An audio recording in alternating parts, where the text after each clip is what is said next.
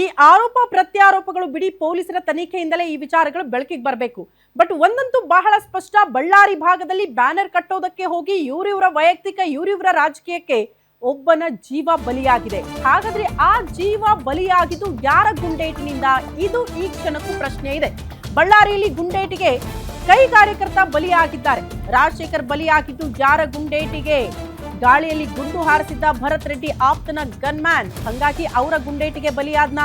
ಪರಿಸ್ಥಿತಿ ನಿಯಂತ್ರಣ ಮಾಡೋದಕ್ಕೆ ಗೋಲಿಬಾರ್ ಮಾಡಿದ್ರಲ್ಲ ಪೊಲೀಸರು, ಆ ಗುಂಡೇಟಲ್ಲಿ ಬಲಿಯಾಗಿದ್ದ ವ್ಯಕ್ತಿ ಬಲಿಯಾಗಿದ್ದು ಪೊಲೀಸರ ಗುಂಡೇಟಿಗೋ ಅಥವಾ ಗನ್ಮ್ಯಾನ್ ಗುಂಡೇಟಿಗೋ? ಯಾರ ಗುಂಡೇಟಿಗೆ ವ್ಯಕ್ತಿ ಬಲಿ ಅನ್ನೋದ್ರ ಬಗ್ಗೆ ಈಗ ತನಿಖೆ ಆಗ್ತಾ ಇದೆ. ಘಟನೆಯನ್ನ ಗಂಭೀರವಾಗಿ ಗೃಹ ಇಲಾಖೆ ಕೂಡ ಪರಿಗಣಿಸಿದ್ದು ಇಡೀ ಸತ್ಯಾಸತ್ಯತೆಯನ್ನ ಬೆಳಕಿಗೆ ತರೋ ನಿಟ್ಟಿನಲ್ಲೇ ತನಿಖೆ ಆಗ್ತಾ ಇದೆಯಂತೆ. ಘಟನೆಯ ಇಂಚಿಂಚು ಮಾಹಿತಿಯನ್ನ ಪಡೆದುಕೊಳ್ತಿದ್ದಾರೆ ಪೊಲೀಸರು. ತನಿಖೆ ಬಳಿಕ ಯಾರ ಗುಂಡೇಟಿಗೆ ಆತ ಬಲಿಯಾದ ಅನ್ನೋದ್ರ ಬಗ್ಗೆ ಒಂದು ಸ್ಪಷ್ಟ ಚಿತ್ರಣ ಸಿಗುತ್ತೆ. ಬಳ್ಳಾರಿಯಲ್ಲಿ ಗುಂಡೇಟಿಗೆ ಕೈ ಕಾರ್ಯಕರ್ತರ ಬಲಿ ಪ್ರಕರಣಕ್ಕೆ ಸಂಬಂಧಪಟ್ಟಂತೆ ಯಾರ ಗುಂಡೇಟು ತಗಲಿ ಆ ವ್ಯಕ್ತಿ ಬಲಿಯಾದ್ರು? ಈ ಪ್ರಶ್ನೆಗೆ ಉತ್ತರ ಸಿಗಬೇಕು. ರಾಜಶೇಖರ್ ಎಂಬ ಕೈ ಕಾರ್ಯಕರ್ತ ಬಲಿಯಾಗಿದ್ದಾರೆ. ಜನಾರ್ದನ ರೆಡ್ಡಿಯವರ ಆರೋಪ ಅಂದ್ರೆ ನೇರವಾಗಿ ಭರತ್ ರೆಡ್ಡಿ ಅವರ ಕಡೆಗೆ ಬೊಟ್ಟು ಮಾಡ್ತಿದ್ದಾರೆ. ಕಾರಣ ಅವರ ಗನ್ ಮ್ಯಾನ್ ಫೈರ್ ಮಾಡಿದ್ರು, ಅದರಿಂದಲೇ ಅವರು ಮೃತಪಟ್ಟಿದ್ದಾರೆ ಅಂತ. ಜೊತೆಗೆ ಕೈಯಲ್ಲಿ ಒಂದು ಗುಂಡನ್ನ ಕೂಡ ಹಿಡಿದು ತೋರಿಸೋ ಪ್ರಯತ್ನವನ್ನ ಮಾಡಿದ್ರು. ನೋಡಿ, ಹಿಂಗೆಲ್ಲ ಫೈರ್ ಮಾಡಿದ್ದಾರೆ, ಇಲ್ಲೆಲ್ಲ ಕೂಡ ಗುಂಡುಗಳು ಬಿದ್ದಿದೆ ಅಂತ ಒಂದನ್ನ ತೋರಿಸೋ ಪ್ರಯತ್ನವನ್ನ ಕೂಡ ಮಾಡಿದ್ರು.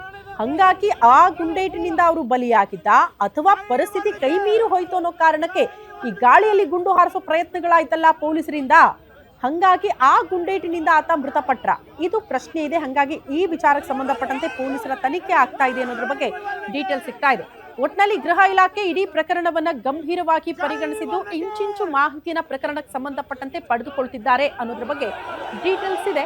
ಮೋಸ್ಟ್ಲಿ ಇವತ್ತು ಸಾಯಂಕಾಲದ ಹೊತ್ತಿಗೆ ಒಂದು ಕ್ಲಿಯರ್ ಪಿಕ್ಚರ್ ಸಿಗುತ್ತೆ. ಎಕ್ಸಾಕ್ಟ್ಲಿ ನಿನ್ನೆ ಘಟನೆಯಲ್ಲಿ ಏನೇನಾಯ್ತು ಇದ್ರ ಬಗ್ಗೆ ಒಂದು ಕ್ಲಾರಿಟಿಗೆ ಬರಬಹುದು ಅಂತ ಅನ್ಸುತ್ತೆ ಪೊಲೀಸರು. ಕಾರಣ ಒಂದು ಪ್ರಾಥಮಿಕ ವರದಿ ಅಥವಾ ಪ್ರಾಥಮಿಕ ಮಾಹಿತಿಯನ್ನ ಈ ಪ್ರಕರಣಕ್ಕೆ ಸಂಬಂಧಪಟ್ಟಂತೆ ಪಡೆದುಕೊಳ್ಳೋ ನಿರೀಕ್ಷೆ ಕೂಡ ಇದೆ. ಜೈ ವಾಲ್ಮೀಕಿ!